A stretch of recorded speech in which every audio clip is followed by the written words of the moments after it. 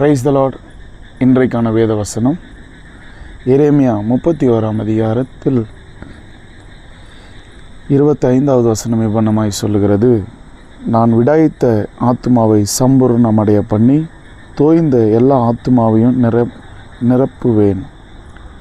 இன்றைக்கி அநேக நேரங்களில் அநேக காரியங்களினால் சோர்ந்து போயிருக்கலாம். நாம் சோர்ந்து போன நம்மை பார்த்து ஆண்டவர் சொல்லுகிறார், நிச்சயமாய் தோய்ந்து போன உன் ஆத்துமாவை நான் மீண்டும் நிறைய பண்ணுவேன் என்று கர்த்தர் வாக்கு கொடுக்கிறார்.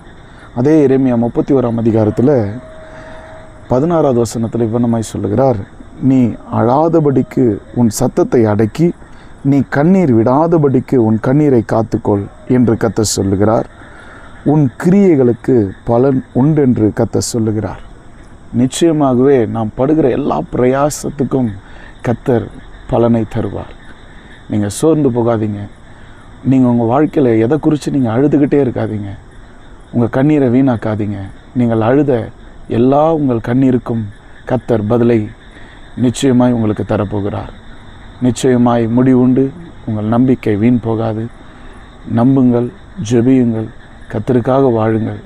வீணான காரியங்களை கண்டு, குடும்ப சூழ்நிலைகளை கண்டு, பிள்ளைகளை கண்டு, உங்கள் வேலை ஸ்தலங்களை கண்டு நீங்கள் அழுது நீங்கள் பலவீனமாகுவது தேவனுக்கு பிரியமில்லை. உங்கள் பலவீனங்களை மாற்ற தேவன் வல்லவராய் இருக்கிறார். நிச்சயமாகவே அவர் உங்களுக்கு பலனை கொடுக்க போகிறார். நிச்சயமாகவே உங்கள் ஜெபத்துக்கு, உங்கள் கண்ணீருக்கான உயர்வை தேவன் கொடுப்பார். எவ்வளவு கீழே நீங்கள் தள்ளப்பட்டாலும் தள்ளின இடத்திலே கர்த்தர் உங்கள் தலையை உயர்த்த அவர் வல்லவராய் இருக்கிறார். நீங்களும் நானும் ஆராதிக்கிற தேவன் சர்வ வல்லமை உடையவர். வானம் எனது சிங்காசனம், பூமி எனது பாதப்படி என்று சொன்ன தேவன் நிச்சயமாய் அவர் பாதத்தில் அமர்ந்து ஜெபிக்கிற, அழுகிற, கண்ணீர் விடுகிற நம்மளுடைய கண்ணீருக்கு பதிலை கர்த்தர் கொண்டு வந்து விட்டார். இனி நீங்கள் அழாதிருங்கள், சந்தோஷப்படுங்கள். உங்கள் துக்க நாட்கள் முடிந்து போய்விட்டது. சந்தோஷமாக இருங்க. கர்த்தர் உங்களை ஆசீர்வதிப்பார்.